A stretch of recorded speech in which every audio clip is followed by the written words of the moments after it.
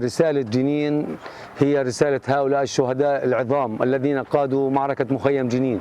نقول لهذا الاحتلال أن المعركة لم تنتهي، المعركة ستنتهي فقط بزوال الاحتلال عن كل فلسطين من النهر إلى البحر. الصراع صراع وجود أو لا وجود، إما نحن ويجب أن نكون نحن. هم الذين سيرحلوا عن فلسطين كما رحل كل الغزاة.